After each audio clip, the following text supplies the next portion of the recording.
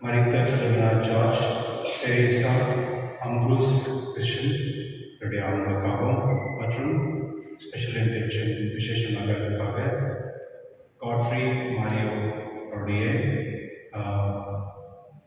Easy world level காம்படிஷனுக்காக போராட அதுக்காக ஸ்பெஷலாக ஜெபிப்போம். கிளாஸஸ் ஏரியாவில் இருக்கிற ஒரு கம்யூனிட்டியில் இருக்கிற தெரிஞ்ச ஒரு ஃபாதர் அவர் வந்து ரொம்ப சிக்காக இருக்கிறாரு. அவர் சீக்கிரமாக நல்லபடியாக ஆகும்படி அவருக்காக நம்ம திருவிழா கொண்டாடுவோம். தந்தை மன தூயாமையான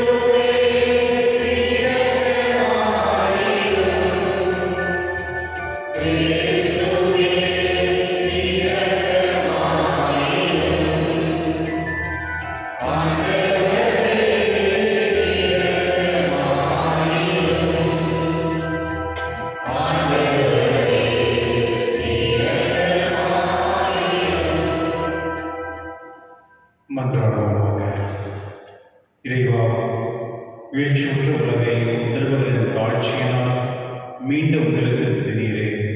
அதனால் பாவத்தின் அடிமைத்தனத்திலிருந்து நீர் விடுவித்த உம் நம்பிக்கையாளருக்கு புனித பேரின்பத்தை தந்து அவர்களுக்கு என்றும் நிலையான மகிழ்ச்சி அளித்திட செய்வீராக. உம்முடைய தூயாவின் ஒன்றிப்பில் இறைவனால் என்றென்று வாழ்ந்து ஆட்சி செய்கின்ற ஆண்டவரும் உம் திருமகனாக இயேசு கிறிஸ்துவியாக கொண்டாடுகின்றோம்.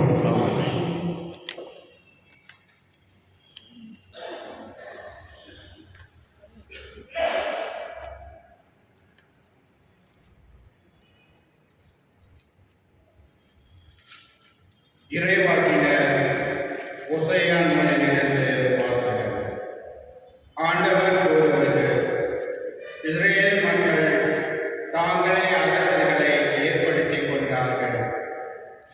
அது என்னாலே அன்று. அவர்களே தலைவர்களை நியமித்துக் கொண்டார்கள். அதை பற்றியும் நான் ஒன்றும் அறியேன். தங்கள் வெள்ளியாலும் பொன்னாலும் தங்களுக்கென சிலைகளை செய்தார்கள். தாங்கள் அழிந்து போகவே அவற்றை செய்தார்கள். சமாரியா மக்கள் வழிபடும் கன்றுக்குட்டியை நான் வெறுக்கின்றேன். என் கோபத்தை அவர்களுக்கு எதிராக எரிகின்றது. இன்னும் எத்துணை காலம் அவர்கள் தூய்மை அடையாது இருப்பார்கள். அந்த கன்றுக்குட்டி இஸ்ரேலிடமிருந்து வந்ததென்றோ அது கடவுளால் அல்லவே. கைவினைஞன் ஒருவன் தானே அதை செய்தான். சமாரியாவின் கன்றுக்குட்டி தவிடு குடையாகும். அவர்கள் காற்றை விதைக்கின்றார்கள், கடும் புயலே தவிடு குடியாகும். மன்னிக்கவும். அவர்கள் காற்றை விதைக்கின்றார்கள், கடும் புயலை அறுப்பார்கள். வளரும் பயிர் முற்றுவதில்லை, கோதுமை நன்றாக விளைவதில்லை. அப்படியே விளைந்தாலும் அந்நியரே அதை விழுங்குவர். எப்ராயிம் பாவம் செய்வதற்கென்று பலிபீடங்களை பல செய்து கொண்டான். அப்பீடங்களை அவன் பாவம் செய்வதற்கு காரணமாயின. ஆயிரக்கணக்கில் நான் திருச்சட்டங்களை எழுதி கொடுத்தாலும் அவை நமக்கில்லை என்று அவர்கள் கருதுவார்கள். பலியை அவர்கள் விரும்புகின்றார்கள். பலி கொடுத்து அந்த இறைச்சியும் உண்ணுகின்றார்கள். அவற்றின் மேல் ஆண்டவர் விருப்பம் கொள்ளவில்லை. அதற்கு மாறாக அவர்கள் தீய செயல்களை நினைவில் கொள்கின்றார். அவர்கள் செய்த பாவங்களுக்கு தண்டனை வழங்குவார். அவர்களும் எகிப்தின் நாட்டிற்கு திரும்புவார்கள். ஆண்டவர் வழங்கும் அருள்வாக்கு. இறைவாக்கு நன்றி. பதிலுரை பாடல் உங்கள் பல்லவி. இஸ்ராயலரே, ஆண்டவர் மீது நம்பிக்கை கொள்ளுங்கள். இஸ்ராயலரே, ஆண்டவர் மீது நம்பிக்கை கொள்ளுங்கள். நம் கடவுளோ விண்ணுலகில் உள்ளார். நம் திருவுளப்படி அனைத்தையும் செய்கின்றார். அவர்களுடைய தெய்வ சிலைகளை வெறும் வெள்ளியையும் பொன்னுமே வெறும் மனித கைவேலை ஆனவையே. இஸ்ராயலரே, ஆண்டவர் மீது நம்பிக்கை கொள்ளுங்கள். அவற்றுக்கு வாய்கள் உண்டு, ஆனால் அவை பேசுவதில்லை. கண்கள் உண்டு, ஆனால் அவை பார்ப்பதில்லை. செவிகள் உண்டு, ஆனால் அவை கேட்பதில்லை. மூக்குகள் உண்டு, ஆனால் அவை உணர்வதில்லை. இஸ்ராயலரே, ஆண்டவர் மீது நம்பிக்கை கொள்ளுங்கள். கைகள் உண்டு, ஆனால் அவை தொட்டு உணர்வதில்லை. கால்கள் உண்டு, ஆனால் அவை நடப்பதில்லை. தொண்டைகள் உண்டு, ஆனால் அவை குரல் எழுப்புவதில்லை. அவற்றை செய்கின்றோமே, அவற்றில் நம்பிக்கை கொள்ளும் அனைவரும் அவற்றை போல் ஆவார். இஸ்ராயலரே, ஆண்டவர் மீது நம்பிக்கை கொள்ளுங்கள். இஸ்ராயலரே, ஆண்டவர் மீது நம்பிக்கை கொள்ளுங்கள். அவரே உங்களுக்கு துணையும் கேடையும் ஆவார். ஆரோனின் குலத்தாரே, ஆண்டவர் மீது நம்பிக்கை கொள்ளுங்கள். அவரே உங்களுக்கு துணையும் கேடையும் ஆவார். இஸ்ராயலரே, ஆண்டவர் மீது நம்பிக்கை கொள்ளுங்கள்.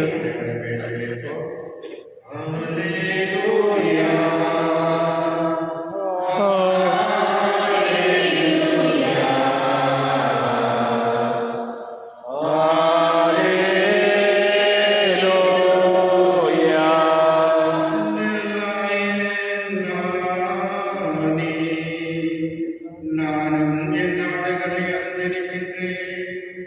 என் நாடுகளும் என்னை அறிந்திருக்கின்றேன். அல்லேலூயா. Alleluia. Alleluia.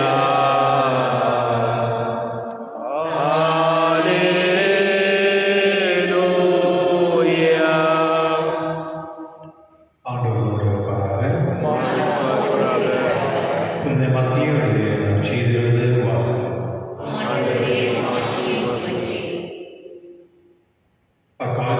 பேய் பிடித்து பேச்சு இழந்த ஒருவரை சிலர் இயேசுவிடம் கொண்டு வந்தனர். பேய் அவர் ஓட்டியதும் பேச இயலாத அவர் பேசினார். மக்கள் கூட்டத்தினர் வியப்புற்று, இஸ்ராயேலில் இப்படி ஒரு போதும் கண்டதில்லை என்றார். ஆனால் பரிசேயர், இவன் பேய்களின் தலைவனை கொண்டு பேய்களை ஓட்டுகிறான் என்றார். இயேசு நகர்கள் சிற்றூர்கள் எல்லாம் சுற்றி வந்தார். எங்கும் அவர்களுடைய தொழுகை கூடங்களில் கற்பித்தார். பின்னரசை பற்றிய நற்செய்தியை பறைசாற்றினார். நோய் நொடிகளில் அனைத்தையும் குணமாக்கினார். திரண்டிருந்த மக்களை அவர் கண்டபோது அவர்கள் மேல் அறிவு கொண்டார். அவர்கள் ஆயிரமில்லாத ஆடுகளைப் போல அலைக்கழிக்கப்பட்டு சோர்ந்து காணப்பட்டார்கள். அப்போது அவர் தம் சீடரை நோக்கி, அறுவடை மிகுதி, வேலையாளர்களோ குறைவு. ஆகையால் தேவையான வேலையாளர்களை தமது அறுவடைக்கு அனுப்பும்படி அறுவடையின் உரிமையாளரிடம் மன்றாடுங்கள் என்றார். ஆண்டவரின் அருள்வாக்கு. கிறிஸ்துவே உமக்கு புகழ். ஒரு நாட்டில் ஒரு அரசர் தன்னுடைய மகன் அந்த நாடு ஆடுறதுக்கு தகுதியாக இருக்கணும் அப்படிங்கிறதுக்காக ஒரு குருக்கிட்ட போய் சொல்கிறார், என்னுடைய பையன் சரியாக இருக்கிறான், அவனை சரி பண்ணி அவனை அனுப்ப முடியுமா, ட்ரெயின் பண்ண முடியுமா அப்படின்னு. அவர் அனுப்புங்க அப்படின்னு சொல்கிறார். இப்போ அந்த இளவரசன் அந்த குருக்கிட்ட வரும்பொழுது அவர் சொல்கிறாரு, ஒரு காட்டுக்கு போ, அங்கே போயிட்டு அமைதியாக இரு, அங்கே என்ன சத்தம் வருது அதை கேட்டு வந்து எனக்கு சொல்லு அப்படின்னு சொல்கிறார். அப்போது குரு சொன்னாருன்னு சொல்லி அந்த பையனை போகிறான். அரசன் இளவரசனில் போயிட்டு காட்டில் உட்காந்து தியானம் பண்ணுறான். அவனுக்கு நிறைய சத்தம் கேட்குது. மறுபடியும் சாயந்தரம் வந்து குருக்கிட்ட சொல்கிறான், ஆமாம் இன்னைக்கு நிறைய சத்தம் கேட்டேன், என்ன சத்தம், பறவைகளை வருது, அப்புறமா அந்த காற்று வீசுறது, இந்த மாதிரி சத்தம் நான் கேட்டேன். அப்போ அந்த குரு சொல்கிறது, சரி இருக்கட்டும், பரவாயில்ல, நீ மறுபடியும் காட்டில் போயிட்டு மறுபடியும் தியானம் பண்ணட்டுமா, அந்த இன்னும் என்ன சத்தம் கேட்டு வந்து சொல்லு அப்படின்னு. மறுபடியும் அவர் போகிறாரு. போயிட்ட பிறகு அவர் இன்னும் நிறைய இந்த இலைகள் அந்த விழுறது, இன்னும் அந்த காற்றா அந்த மாதிரி இன்னும் நிறைய சத்தம், இந்த அனிமல்ஸுடைய சத்தம் அதெல்லாம் கேட்குது. அதெல்லாம் வந்து சொல்கிறார். மறுபடியும் குரு சொல்கிறார், இல்லை நீ மறுபடியும் போயிட்டு இன்னும் கொஞ்சம் அமைதியாக கேட்பாரு, என்ன சத்தம் கேட்குது. அப்புறம் மறுபடியும் அவர் காட்டுக்கு போயிட்டு பிறகு அப்போ தான் அவருக்கு உணருது, அவர் கேட்கும் இந்த சத்தம் வந்து அந்த சத்தம் தேவையில்லை, இன்னொரு சத்தம் என்ன அதுன்னா சத்தமே இல்லாத ஒரு சத்தம் வந்து அந்த குரு கேட்குறாருன்னு புரிஞ்சுக்கிறார். அப்போது மறுபடியும் அவர் வந்து சொல்கிறாரு, அந்த பூக்கள் பூக்குது இல்லையா, அந்த சத்தத்தை நம்ம கேட்டேன், அந்த சத்தமே இல்லைல்ல, அப்படி இருந்தாலும் அந்த சத்தம் வந்து கேட்டுதவே. இப்போ தான் குரு சொல்கிறார், இப்போ தான் உனக்கு ஒரு தெளிவான ஒரு உணர்வு வந்திருக்கு. எப்பொழுதுமே ஒரு விஷயத்தை வந்து கேட்கும் பொழுது வெறும் காதோடு கேட்கறது மட்டும் இல்லை, உணர்ச்சியோட பொறுத்துக்குள்ள சக்தி உனக்கு இருக்குதான்னு பார்த்தா அது உனக்கு இருக்குது, அதனால நீ மறுபடியும் போகலாம் மாட்டேன் அப்படின்னு சொல்லி அனுப்புகிறார். கிறிஸ்துவங்களே, இது ரொம்ப முக்கியமான ஒரு விஷயம். நம்ம நிறைய பேர் நம்மளுடைய வாழ்க்கையில் நம்ம என்ன பண்ணுறோம்னா, மேலான பேச்சுக்காக நம்ம வந்து விருப்பப்படுறோம். இப்போ யாரோ ஒருத்தர் வந்து பாராட்டுறாங்களா, சூப்பராக ரொம்ப நல்லா வாசிக்கிறீங்க, நல்லா வாசிக்கிறேன், நல்லா பாடுறீங்க, நல்லா படிக்கிறீங்க, நல்லா பேசி, அந்த மாதிரி சில பேர் சொல்லும் பொழுது அந்த மைக்கு வந்து விழுந்துடுறாங்க. அவங்க என்ன நினைக்கிறாங்கன்னா நம்ம தான் பெஸ்ட் அப்படின்னு நினைக்கிறாங்க. ஆனால் ரியாலிட்டியில் பார்த்தா அவங்க தான் சொத்தையாக இருப்பாங்க. சில பேர் வந்து எந்த ஒரு விளம்பரமும் பண்ண மாட்டாங்க, எந்த ஒரு காட்டிக்க மாட்டாங்க, சைலண்டாக இருப்பாங்க. அந்த உணர்வு இருக்கு இல்லையா, அது ரொம்ப முக்கியமானது. அதுதான் என்னுடைய வாசகம் நமக்கு சொல்லுகிறது. என்னுடைய நட்சத்திரத்தில் பார்க்கும் பொழுது ஒரு பேய் பிடிச்ச ஒரு பர்சனை சரியாக பேசக்கூட வராது. அந்த ஒரு பர்சனை வந்து மக்கள் கூட்டம் வராங்க. ஆண்டவர் இயேசுகிட்ட கூட்டம் வரும் பொழுது அவர் அவங்கள குணமாக்குறாங்க. குணமாக்கிட்ட பிறகு அவரும் போயிட்டாரு, அந்த மக்களும் போயிட்டாங்க. ஆனால் சில பேர் இதை பார்த்து கொண்டு இருந்த பரிசேயர்கள் வந்து இவன் வந்து ஒரு பேய் தலைவன், அதெல்லாம் தான் இவனால் பேய் பிடிக்க ஓட்ட முடியுது அப்படின்னு பாருங்களேன், ஃபர்ஸ்ட் ஆஃப் ஆல் வந்து அவங்களுக்கு யாருக்கு பேய் பிடிச்சது அப்படின்னு நம்ம பார்க்கலாம். அந்த பரிசேயர்களுக்கா இல்லை அந்த மனிதன்? ஏன்னா அந்த குணமாக்க வேண்டிய அந்த மனிதன் வரும்போது கடவுள் அவனை குணமாக்கி அனுப்பிச்சிட்டாரு. அவர் நல்லமா போயிட்டார். அந்த கூட்டு வந்து சந்தோஷமா போயிட்டாங்க. ஆனால் அதை பார்த்து நின்ற வந்து அதை பொறுக்க முடியல. ஜெலசின்னு சொல்கிறாங்களே, இப்போ நம்ம கிட்ட இருந்து நிறைய பேர் ஜெலஸ் பண்ணுவாங்க. மற்றவங்கள்ட்ட சர்ச்சில் இருப்பாங்க, சில பேர் இருப்பாங்க. இப்போ பாருங்க, இப்போ நம்ம அந்த கன்ஃபெஷன் கட்டுறோம் இல்லையா, அதை பார்த்து பொறுக்க முடியாத நிறைய பேர் இருக்கிறாங்க. அதனால அவங்களுக்கு எப்படின்னா ஸ்டாப் பண்ணணும். அதாவது ஃபர்ஸ்ட் ஆஃப் ஆல் அவங்க கன்ஃபெஷன் பண்ணுவாங்க. கோயிலுக்கு வரதே வந்து ஒரு டைம் பாஸ் கரெக்டாக வரும். அந்த ஏதாவது பெனிஃபிட் கிடைக்குதா கோயில் அப்படின்றது மறந்து. இன்னொன்று வந்து இந்த பங்கில் சேர்ந்தவங்க இல்லை, வேறு பங்குக்கு சேர்ந்தவங்க. அவங்களோட ஃபேமிலி கார்டு நீங்கள் தேடிங்கன்னா அவங்க இங்கே இருக்க மாட்டாங்க. நான் இங்கே இருந்தேன்னு சொல்லுவாங்க, நான் இந்த பேரிஷில் அந்த மாதிரிக்கு நிறைய கமெண்ட் பண்ணுவாங்க. எதுக்கு இது கட்டணும், சர்ச்சுக்கு வந்து டேமேஜ் வந்து சும்மா பொருளி இதெல்லாம் பண்ணுறாங்க. அது ஓகே இருக்கட்டும் பண்ணுவாங்க. இவங்கெல்லாம் எந்த கேட்டகரியில் வராங்கன்னா, இந்த பரிசேயர்கள் வந்து இப்படி தான் பண்ணுவாங்க.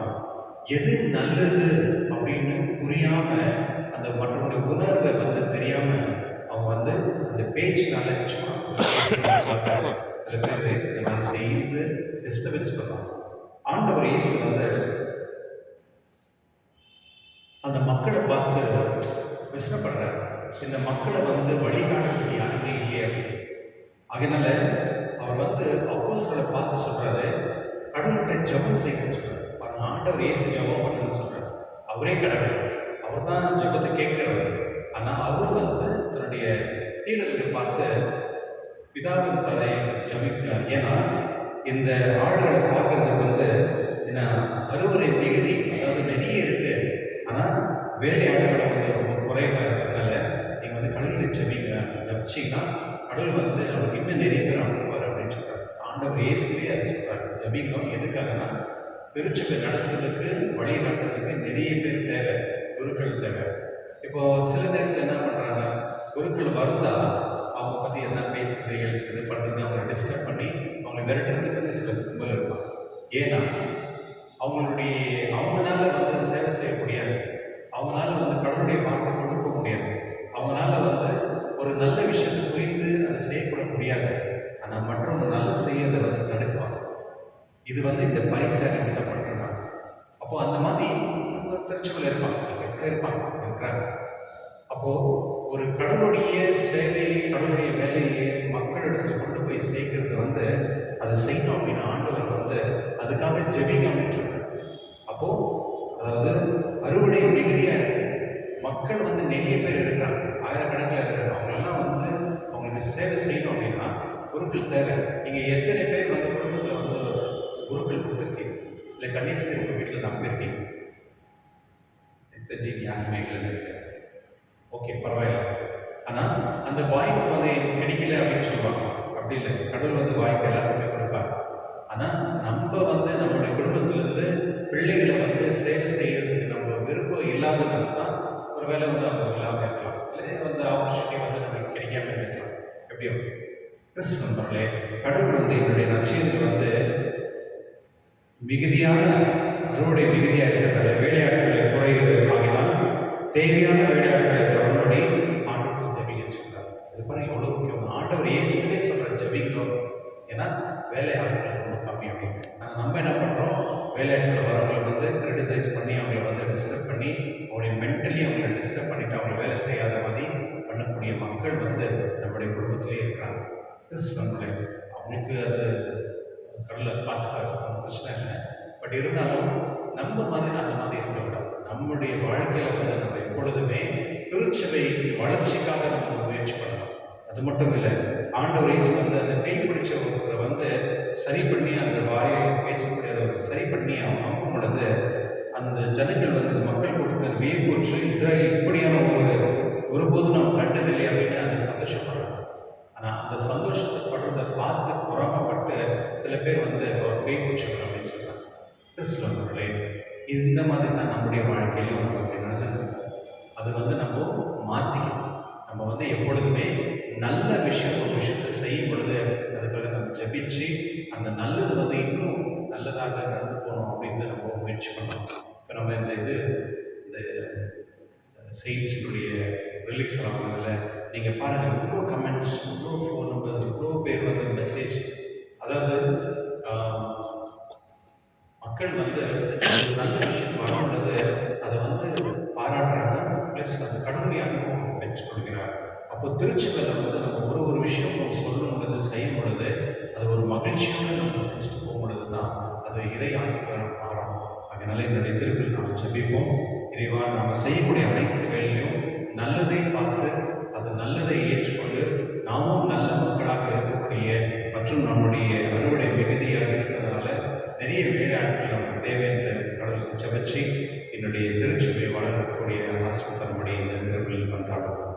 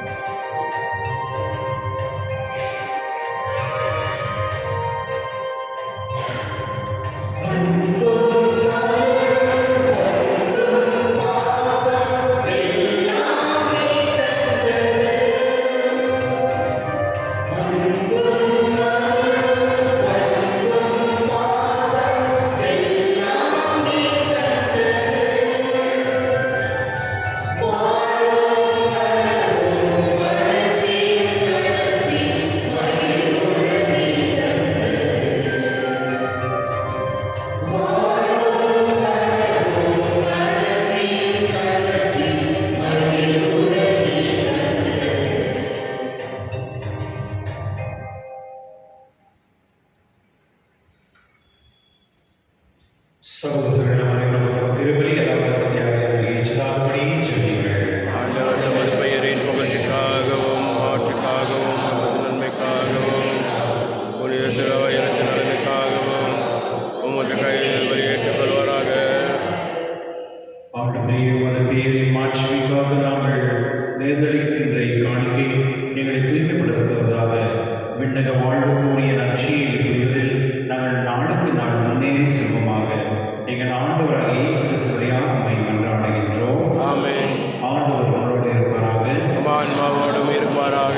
இது எங்கள் மேலே எழுப்புங்கள். ஆண்டவரிடம் எழுப்பியுள்ளோம். நம் இறைவனாகிய ஆண்டவருக்கு நன்றி கூறுவோம்.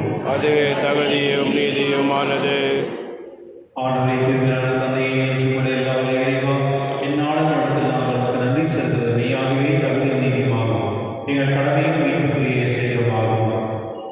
தவறி இழந்த எங்கள் மீது கிறிஸ்து இறக்கம் கொண்டு கண்ணியமடைந்த பிறக்க திருமணமானார். சிலுவையில் பாடப்பட்ட முடிவில்லாத சாதனைகளை விடுவித்தார். இருந்தோறும் இருந்து உயிர்த்தெழுந்ததில் நிலைப்பாடு எங்களை அருளினார். ஆகவே வானதூதர் முதன்மை வானதூதரோடும் அரியணையில் அமர்வோர் தலைமை தாங்குவோரோடும் வான்பணியாளர் அனைத்தரோடும் சேர்ந்து நான் உமது மாட்சிமை புகழ்ந்து பாடி முடிவின்றி சொல்வதாவது. தூயவர் தூயவர் தூயவர் வான்படைகளின் கடவுளாம் ஆண்டவர். விண்ணகமும் மண்டகமும் உமது மாட்சியால் நிறைந்துள்ளன. உன்னதங்களிலே ஓசானா. ஆண்டவர் பெயரால் வருகின்றவர் ஆசீர் பெற்றவர். உன்னதங்களிலே ஓசானா. ஆண்டவரே, மெய்யாகவே தூயவற்றின் அனைத்துக்கும் ஊற்று.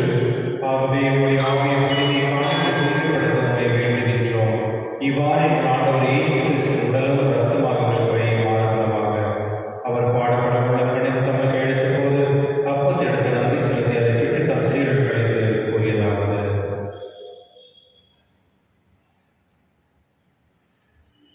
அனைவரும் இருந்து பெற்று உங்கள் ஏன் இது உங்களுக்காக எடுக்கப்படும் என் உடல்.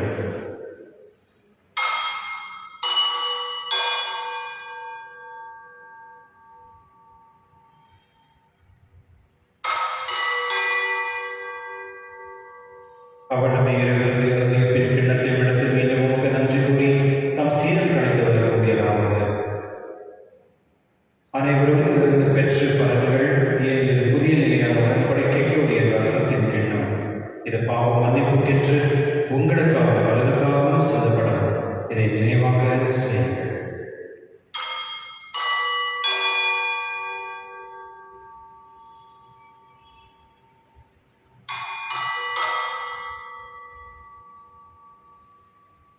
நம்பிக்கையின் மறைபொருள்.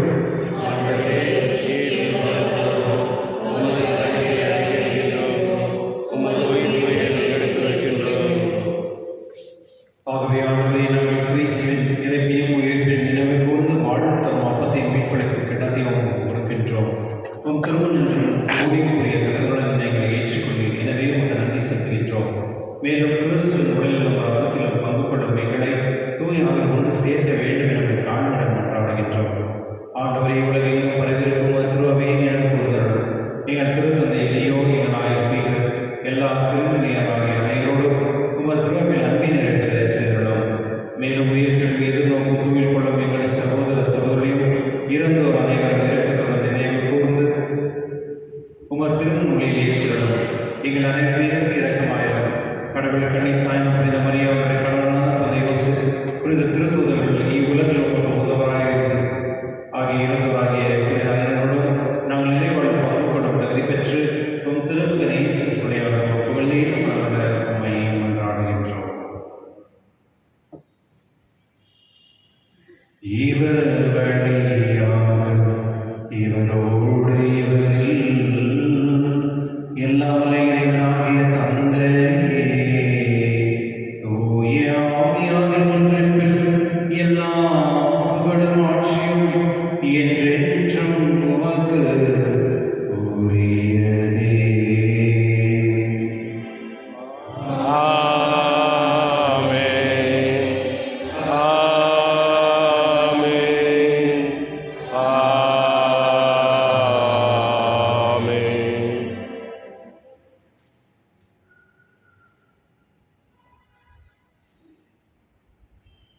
மீட்பரின் கட்டளையால் கற்பிக்கப்பட்டு இறைப்படினால் பயிற்சித்து நாம் துணிந்து சொல்வோம். தந்தையே, உமது பெயர் துயதென போற்று வருக. உமது ஆட்சி வருக. உமது திருவுளம் விண்ணுலகில் நிறைவேறுவது போல மண்ணுலகிலும் நிறைவேறுக. எங்கள் அன்றாட உணவை இன்று எங்களுக்கு தாரும். எங்களுக்கு எதிராக குற்றம் செய்வோரை நாங்கள் மன்னிப்பது போல எங்கள் குற்றங்களை மன்னியும். எங்களை சோதனைக்குட்படுத்தாதேயும், தீமையிலிருந்து எங்களை விடுவித்தள்ளும். ஆண்டவரே, தீமையிலிருந்து எங்களை விடுவித்து எங்கள் வாழ்நாளின் அமைதியும் பயனுள்ளதாய் கொண்டாடுகின்றோம். உமது இரக்கத்தின் உதவியால் நாங்கள் பாவத்திலிருந்து எப்பொழுது விடுதலை பெற்று யாதொரு கலக்கமின்றி நலமாயிருப்போமாக. நாங்கள் எதிர்நோக்கியிருக்க பேரின்பத்துக்காகவும் என் மீட்பராக இயேசு கிறிஸ்து வருகைக்காகவும் காத்திருக்கின்றோம். ஏனெனில் ஆட்சியும் வல்லமையும் ஆட்சியும் என்றென்று உமது. ஆண்டவரே, இயேசு கிறிஸ்துவை அமைதியை உங்களுக்கு விட்டு செல்கிறேன், அமைதியை உங்களுக்கு அழைக்கின்றேன் என்றும் திருத்தூதருக்கு மொழிந்தீரே. எங்கள் பாவனை பாராமல் உமது திரு அவையின் நம்பிக்கை கண்ணோக்கி உமது திருவுளத்துக்கு ஏற்ப அதற்கு அமைதி மற்றும் எனக்கு எதிராக என்றென்று வாழ்ந்து ஆட்சி செய்கின்றவர் நீரே. ஆமென். ஆண்டவருடைய அமைதி உங்களோடும் என்றும் இருப்பதாக, ஆன்மாவோடும் இருப்பதாக. ஒருவருக்கொருவர் அமைதி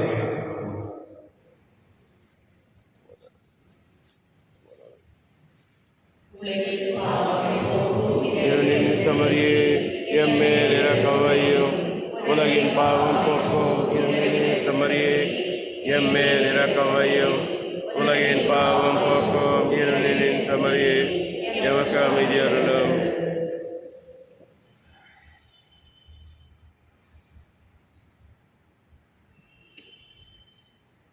இதோ இறைவன் செம்மறி, இதோ உலகின் பாவங்களை போக்குபவர், செம்மறி விருதை அழைக்க பெற்றோர் பேர் பெற்றோர். ஆண்டவரே, நீங்கள் எழுதல நாம் தகுதியற்றவர், ஆனால் ஒரு வார்த்தை மட்டும் சொல்லியல்லும் எனது ஆன்மா நலமடையும்.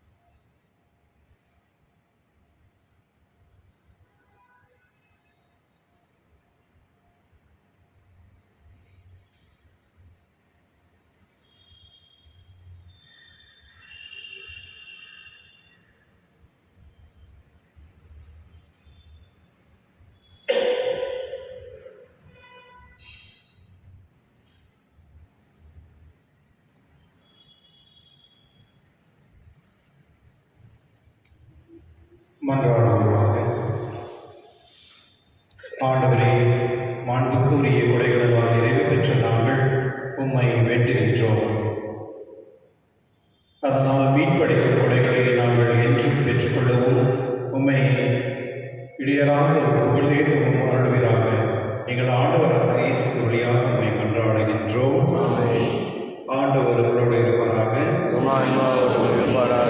எல்லாம் வல்ல இறைவன் தந்தை, மகன், தூய ஆவியும் அனைவரையும் ஆசீர்வதிப்பாராக. சென்று வாருங்கள், திருப்பலி நிறைவேற்று. நன்றி.